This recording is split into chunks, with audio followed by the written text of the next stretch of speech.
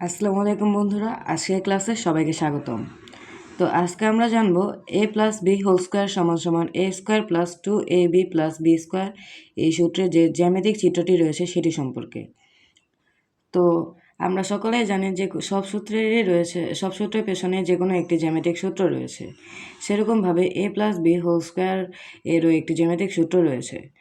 তো আমরা বর্গ সমান সমান ক স্কোয়ার। তাহলে যদি ধরি এই বর্গটির দৈর্ঘ্য 10 মিটার এবং এই বর্গটির দৈর্ঘ্য এই পাশের দৈর্ঘ্য 10 মিটার, তাহলে এটির বর্গফল কত হবে? বর্গফল সমান সমান ক স্কোয়ার সমান সমান 10 স্কোয়ার সমান সমান 100। বন্ধুরা, এখন যদি আমরা এই উভয় পাশে 10কে ভেঙে ভেঙে 7 যোগ 3 বানিয়ে নিই, ধরলাম এই এভাবে একটু ভাগ করে নেব। পুরো বর্গটিকে 1 2 3 4 এই 4টি ভাগে ভাগ করে নেব।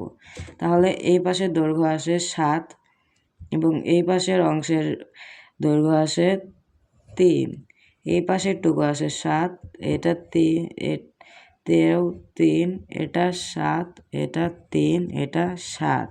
তাহলে কি যদি আমরা যোগ করি যে সমান সমান 7 যোগ 3, এই উভয় পাশটা, এই সম্পূর্ণ পাশটা মিলে কি টোটাল 10 আসে না? এই পাশটাও তো টোটাল 10ই আসে।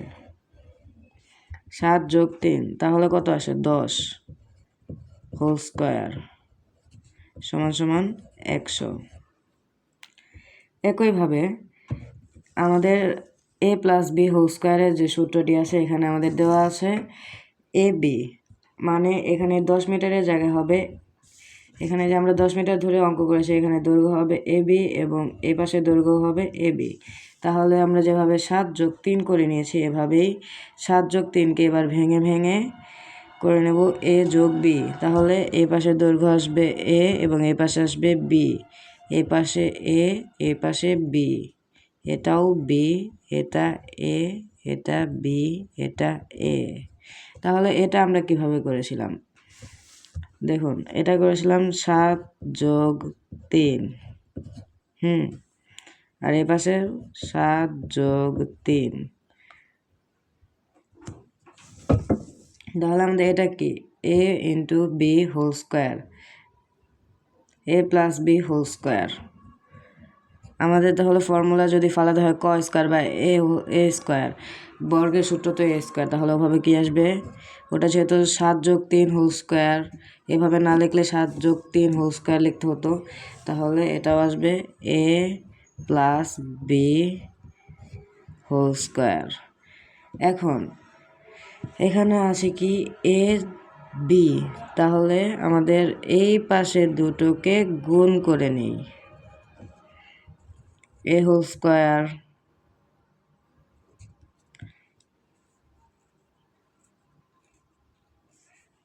এখানে বলতে পারবেন যে এখানে তো আমরা যোগ করে নিয়েছি 7 যোগ 3 যোগ 10। এখানে দেখুন, যদি আমরা এ বির ক্ষেত্রে এটাকে একটা বর্গ ধরি তাহলে বর্গের ক্ষেত্রফল কি এ বি, দুই পাশে প্রস্থ দেওয়া দৈর্ঘ্য দেওয়া আছে, তাহলে এ গুণ বি এ স্কোয়ার। এটা কি একটা সামান্তরিক, তাহলে সামান্তরিকের ক্ষেত্রফল কি দৈর্ঘ্য গুণ প্রস্থ, এ যোগ বি, তাহলে এ গুণ বি যোগ এ বি যোগ এটা কি একটা বর্গের কি দুইটাই সমান না? এটা আমরা কিভাবে বর্গ ধরতে পারি? দুই পাশে সমান এ এ, কারণ এর মান দেওয়া নাই কিন্তু দুইটাই কি সমান এ, কিন্তু এটা এ বি ভিন্ন কারণ এটা সামান্তরিক।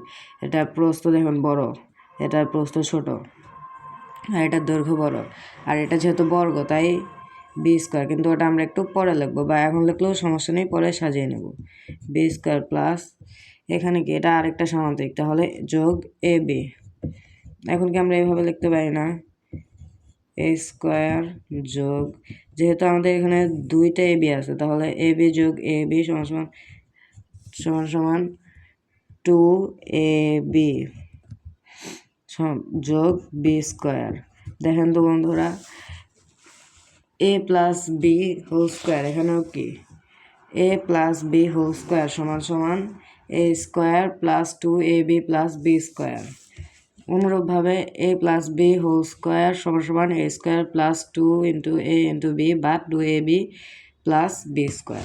তাহলে কি এই একটি সূত্র দিয়ে একটি জিওমেট্রিক্যাল থিওরি দিয়ে কি আমরা পুরো সূত্রটার বের করে ফেললাম কীভাবে এসেছে, কারণ এখানে a into a is equals to a square plus এটা এটার সাথে যোগ হয়েছে plus a into B plus B into B B square plus B into A বা এ ইন্টু বি, তাহলে প্লাস এ বি। তাহলে এটার থেকে কি আসলো আমাদের A square plus 2ab plus B square.